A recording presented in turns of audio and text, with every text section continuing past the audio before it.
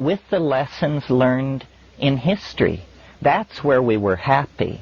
The fall was a fall into a veil of tears, into a world of limitation and pain and suffering and infectious disease and so forth and so on.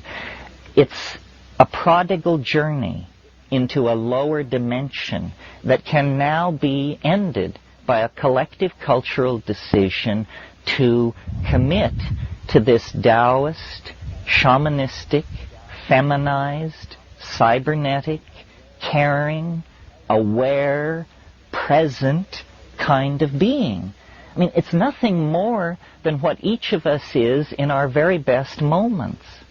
But we have to extend those very best moments to fill whole lifetimes. Think of the number of people who suffered and died that we could sit under this tree this morning.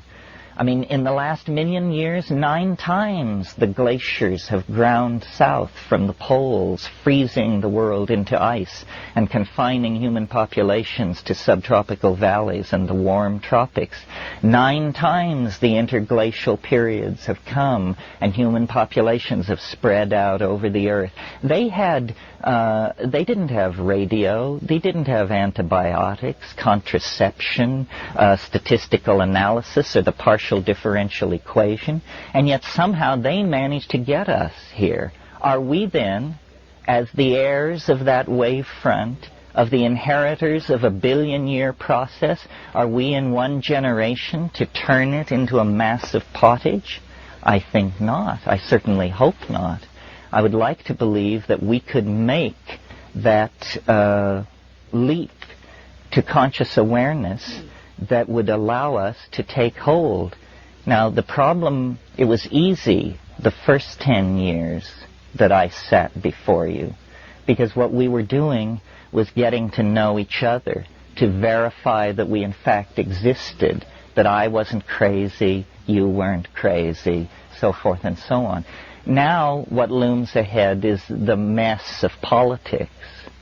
And this, I'm sure you have no stomach for. I certainly don't. I'd rather be stoned and rocked in the arms of the goddess. But as a matter of fact, this dominator thing is not going to be unhooked and put to bed without a struggle. Everyone is going to have to be counted. I've talked to you in recent months about memes. Memes being the smallest potential units of ideas. They're like genes. We are the nucleus of a mutant meme. The meme of plant consciousness, hallucinogenic consciousness, shamanistic consciousness. We have to refine this meme, replicate it through repetition, and spread it through society in the same way that a plant sheds seeds into an ecosystem. The idea will compete. The idea is a good one. It's adaptive, it's clever, it's tough, it's invasive, it can make use of many contexts to promote its own existence. But it can't do any of that if we don't replicate it and get it out. So I see these kinds of meetings as an opportunity for building community, as an opportunity for people to look around themselves and connect with the other people who are here. We cannot be told from the rest of the population unless we self-select and gather together at a single point in space and time. When we do that, we recognize each other. When this meeting is concluded, we will merge back into the larger stream of the body politic, but carrying this meme of the Gaian resurgence, the Gailanic wave that must come. I mean, people say it's so wonderful that you articulate these feminist ideas and so forth. I do it because I don't want to be dead. I do it because I don't want my children to have no world to live in. There is no choice. The walls are high and the current is moving very fast. What we need to do is merely keep our spirits high and learn to sing the song. My friend Ralph Abraham is a proponent of this school of mathematics called chaotic attractors or dynamics. And this is the notion that many processes are not pushed from behind by the momentum of casuistry, as in the ordinary Newtonian model of process, but that there are what he calls attractors, or basins of attraction. And these are things which lead processes forward. For instance, a somewhat trivial example would be if we had a large bowl and a marble, and every time we released the marble up near the rim of the bowl, we would notice that it unfailingly rolled to the bottom of the bowl and located itself somewhere near the center of the bottom of the bowl.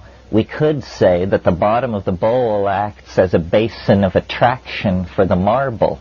In other words, the marble finds its most, that its energy state is most at equilibrium when it locates itself in the trough of the bowl. So there is a way of analyzing processes to see them as though they were led rather than pushed.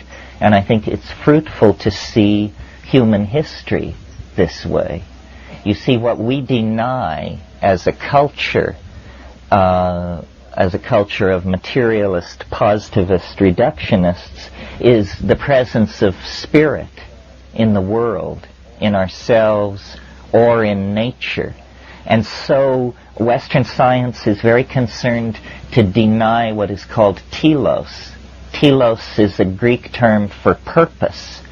Purpose. The same idea as the attractor that I was trying. If you have a target, if you're driving a car toward a goal, the goal is your telos. It decides how you will steer the car. Well, it has been for the past 150 years extremely fashionable in sociology and biology, because of Darwin, to deny telos in nature, to say that, any apparent order in nature is made up of the disorder of random mutation meeting the disorder of natural selective processes, and these two streams of converging disorder create a kind of apparent or virtual order, which is an illusion.